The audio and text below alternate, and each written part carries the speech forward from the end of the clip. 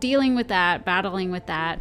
Yeah, younger Ange would be blown away. Grandma Ange, know what, kids? I used to send it. Special moments and special memories that I get to relive. Yes, the summer blues. When our rides break down, we're kind of left in a bit of a slump.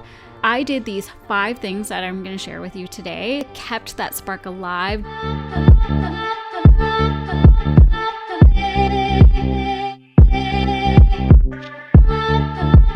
Hey, hi, and hello. I am Angelisa, your host for Braap Babes Throttle Talk, and today I want to talk about my recent episode of being down in the dumps. Yes, the summer blues, a little bit of depression, a little bit of sadness. Now, this happens every summer for as long as I can remember, and usually it's around midsummer, like end of July, beginning of August. My dirt bike always breaks down, honest to goodness. And around this time, when I'm not able to ride, I'm always kind of left in this place of like boredom, sadness, not sure what to do with myself, or, I can easily fall into a state of depression. But then I feel bad because I want to try to do as much as I can during the summer months, because it's the time to do all of these things. And then when winter comes, then I can stay inside and I won't feel as bad. So there's like a huge guilt happening when I'm not able to do things in the summer months. So I'm dealing with that, battling with that. And so when I'm not able to ride, I become demotivated at everything else, like my job, my daily tasks, my workouts, spending time with my family, my friends, my husband, and I'm sure you can relate as well. Like when our rides break down, we're kind of left in a bit of a slump.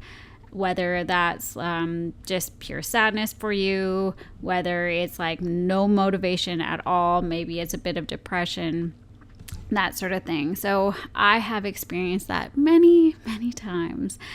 Well, my dirt bike, once again, this year has broken down. A couple weeks ago, my crank sensors went again. I just replaced them back in early June. And then my oil feed tube deteriorated, and so that left some cracks in my tube feeder. 2-stroke oil dumped all over the bike, and I was, of course, frustrated, so ordered parts and had to wait. So when I first discovered this issue, I was sad. I then kind of went down that like quick spiral of being like, oh, here we go again. What am I going to do? So I was sad. However, I got over that hump of sadness and I was able to kind of bounce back quickly because, one, been there, done that, right? All these years, all these summers. And 2, since I've been there and done that, I've learned to adapt. And I've learned to focus on other things that needed focusing on. Now, I know that's easier said than done, but I did these 5 things that I'm going to share with you today that really helped me get out of that depressive sadness state of mind that I was in, and how I got moving, kind of kept that spark alive during those weeks off the bike, and how to really just stay motivated to get back on the bike. Because again, I'm not sure if you're anything like me, but when I am demotivated, it's really hard to get back on my bike because I just feel like I've had so much time off. So if you are finding yourself in a place and space where you can't ride, and perhaps your dirt bike, ATV, snowmobile, or a snowbike, or whatever motorized toy that you have is currently out of commission, I have these 5 steps that I'm going to talk to you today that has helped me as of late, and I'm really excited to share with these because I really feel like it helped me get back on track quicker. All right, number 1. Finding new hobbies, returning to old hobbies, or challenging yourself creatively. Okay, so however this looks like to you, do that. Spend some time in learning something new. So for me, I love learning new skills. If you're new to the podcast, that's what I do. I love like new challenges, learning new skills, kind of being a beginner again. And I crave challenges. I really do. And if I'm not kind of like creating new challenges, I feel stuck and unmotivated. So taking up a new hobby is a great challenge for myself, and I do feel alive. I have a note here. It makes me feel alive. I feel alive when I am kind of learning new things. If you don't like to be a beginner at new hobbies, I challenge you to push through that and do something you've always wanted to do. Now is a time. So sit back and think, like, what would younger me want to do? Like, what is something that I've always wanted to try, and whatever that is, like, I challenge you to make that happen and see, like, put yourself in that position and see if you like it. And if you do, hey, great, you're learning a new skill. And if not, then you know what? At least you tried it. And now you know you don't like it. So what this looks like for me, if you've been following along on my Instagram, it's at Angelisa Edwards. And I have always wanted to skateboard. I tried skateboarding when I was younger. We never had parks. I talk about this with everyone that's around me all the time. Like, we grew up with no skate parks. We grew up with no women going into skate parks. Even if there was a skate park around, you would not see any woman rider in there or girl rider. It was so intimidating. So I would have this like cheap skateboard at my parents' place, and I would just like learn to skate on the like pavement with all these cracks, and it was pebbly. Oh my gosh, it was so hard. Anyways, because my daughters have been skateboarding and they absolutely love it, I've been learning to skateboard as well, and it's been a few years, but this year I've decided to make a non-negotiable day where we go skateboarding at least twice a week. So it's every Wednesday and every Friday. And it's honestly given me so much life, and I just feel like a kid again. I'm just like feeling that inner child that, what I wanted when I was younger in high school, like early, grade 9 to grade 10 of skateboarding. Like, I just feel so fulfilled, and I feel so lucky that I'm able to do this with my girls. Something I say often too is like, I don't want to be the mom on the sidelines watching. No, I want to participate. And so I'm really excited that I get to do this with both Stella and Billy, my daughters. And how cool is it that like Kenny skateboards as well? So we've been doing it as a family.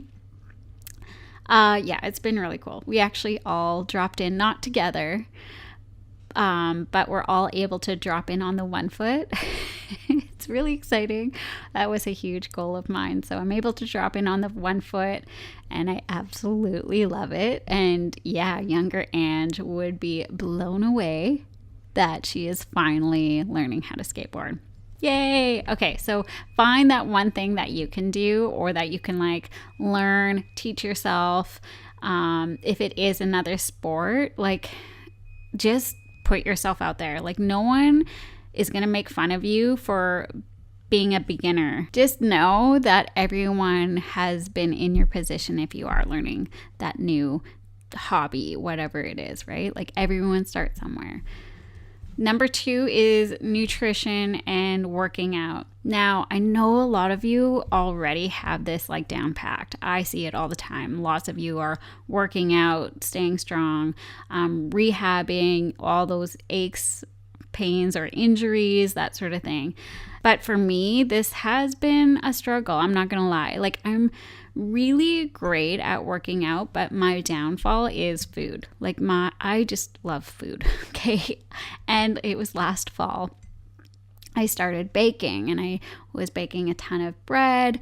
I was baking pies, and I called it my PHAT phase, like my fat phase, or my fat era. That's what it was called, my PHAT era. I even have a YouTube video about it. Anyways, and so I was like really excited that I was experimenting and getting in the kitchen and learning how to bake bread and these pies and make them fancy and artsy. I'll post some photos if you're watching on the video here. I was really excited, and I still want to. to continue that, but I was eating a lot and I kind of fell off the bandwagon of my nutrition.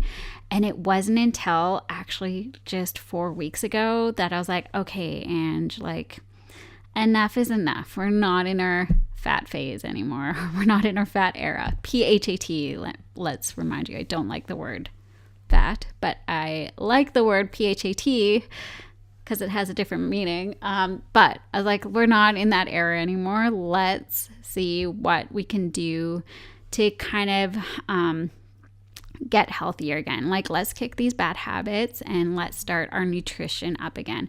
I've taken a nutrition course a few years ago, actually, and I really did enjoy it. So I am doing the same thing. This time I don't have my nutritional coach just because I've learned all these tools. I know what I need to do. So right now, that's what I'm working on. And I'm really excited. I'm on week 4. So this has been a 4-week journey so far. But it's taken my dirt bike to be out of commission for me to be like in the mindset of like, okay, now's the time. Like, let's get back into shape. Let's get back into, eating healthier and just getting back into a healthy routine, I guess. And so when I'm able to dirt bike again, then I already have my eating under control. I have my workouts going, and like I can introduce dirt biking back into it. I think it's key to have these motivators. So whether it is like working out, nutrition, or finding, a new hobby, the motivation, you should always have a motivation, right? Like whether it's to get stronger, to be more flexible, to be well-rounded as a rider, or whatever it is, right? Maybe it's creativity. Maybe you're learning something like painting. You are actually giving your mind something else to focus on, which I think is extremely healthy.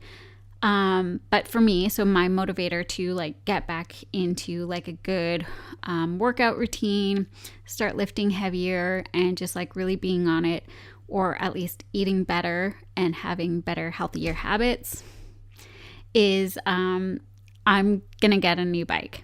Okay, I am going to get a 300 XCW.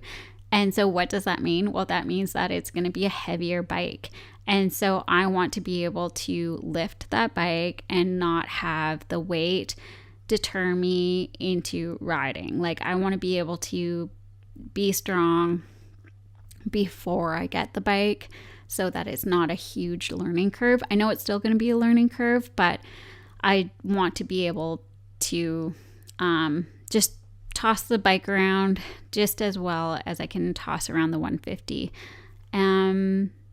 So that's kind of my motivator at the end of the day. I'm not saying you need to, reward yourself with like big purchases, but I do believe that having some type of reward to reach to that goal is going to help you stay motivated. So whatever that goal is, or whatever that thing that's going to push you to get to that goal, like have that, right? I genuinely want to become a stronger rider because of my enduro park, and I love riding that, and that's my like personal goal, is to be able to ride my enduro park with the 300 once I get the 300. So that's why I am getting back into lifting heavier and eating healthier. Number 3 is riding other motorized vehicles, whatever that looks like to you. Let's say your snowmobile is out. Are you able to borrow your partner's snowmobile to still get out to ride? Are you able to borrow a friend's snowmobile and still get out to ride? If your dirt bike is out of commission, are you able to ride your partner's dirt bike? Are you able to ride a friend's dirt bike? Are you able to rent a dirt bike? You get what I'm saying. So having like other rides is going to help you stay motivated.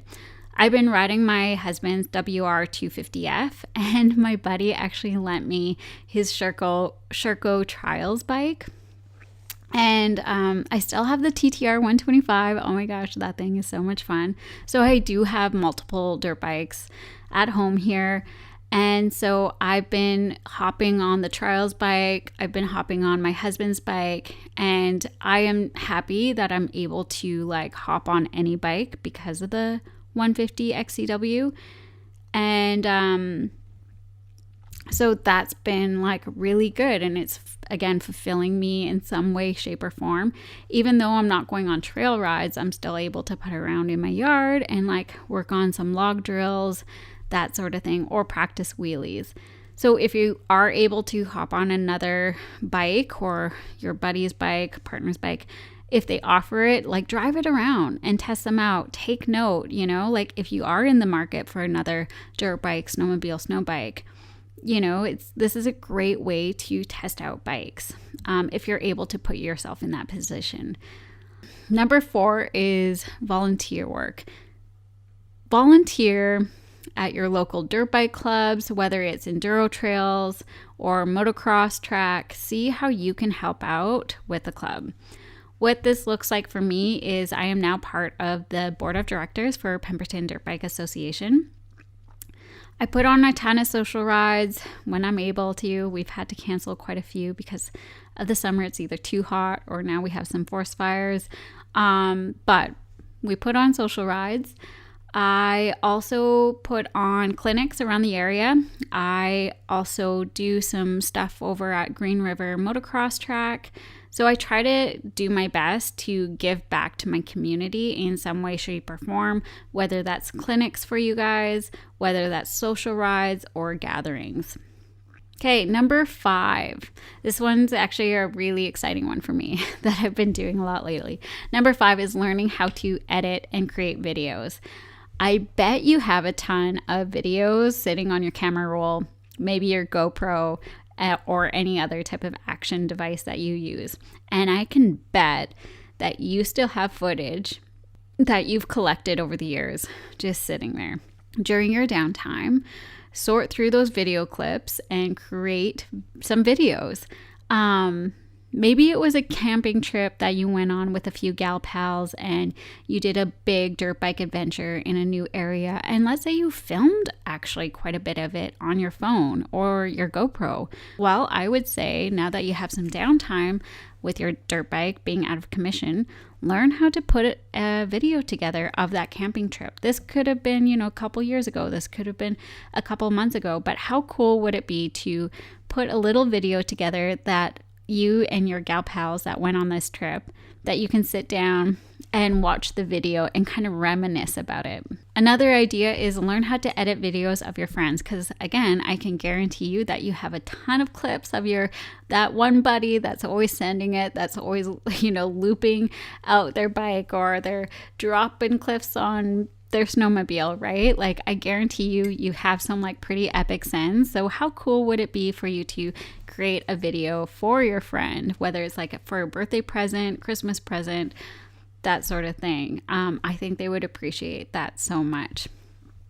So something that I've been doing actually is watching my old YouTube videos of like my epic trips, whether it was the Grizzly Lodge with the Braap Babe girls, or learning how to mountain bike for the first time, snowboarding in Revelstoke, going to Tofino just recently. Like this is what I've been doing the last couple weeks, is rewatching these awesome videos that I created, because they're special moments and special memories that I get to relive. And it's almost like I'm hanging out with that person again. This is honestly why I started my YouTube channel, or started like even creating videos, is so that my future self, like my future old self, okay, like Grandma Ange, can like sit down with her grandkids and be like, well, you know what, kids, I used to send it. We're gonna watch this YouTube channel. Look at how fun this was. Like that's what I want. Or like sitting down and like watching, let's say, for example, Stella, like she becomes a mom, like showing her kids, like, look at Stella, like sending it, learning how to hit a log or how to jump her snowmobile in the air, like at the age of 9. What? Like, that's so crazy. Anyways, I'm just so proud of those videos, and even though they're not the best, but like they're the best for me and they fill my heart and soul in so many ways. So if that is you and you want to like sit down and create some videos, create those memories, I recommend on taking the time on learning how to edit. There's tons of, YouTubeology out there that shows you how to edit videos. CapCut is also a free app that you can use to edit videos. There's so much out there, right? So I encourage you to take the time to learn how to edit and learn a new skill at the same time. And how cool, again, is it that you create these videos and you can like have a small little premiere at your place to watch that video of like all the sins that you guys have done together. Epic, right? That's what I'm all about. Anyways, I know motivation isn't easy at times. I get it when it comes to our dirt bikes being broken down, or snowmobiles not working, or our ATVs in the shop, right? Like, I get it. Motivation is not easy, but if you can keep your spark alive, it will help keep you motivated and disciplined to get back onto your rides. That's all that I have for you today. Let me know what you've been doing during your downtime to keep your spark alive. I am so curious. You can either send me a note if you find that link on Apple Podcast or Spotify Podcast. It will say, leave me a note if you're loving the podcast. Share with me over there, or you can also reach out to me at Angelisa Edwards on Instagram, or comment below on this video if you're here on YouTube. Anyways, that's all that I have for you today. And I hope you enjoyed the show. Until next week, have a good one. Bye. Thank you so much for tuning in today's show. Please rate and review this podcast. I would forever be thankful and grateful. Share it with your friends, family, and whoever you feel would enjoy these types of conversations in the dirt bike, snowmobile, and motorsports community. If you are looking to support the show, I do have a few affiliate links in the show notes.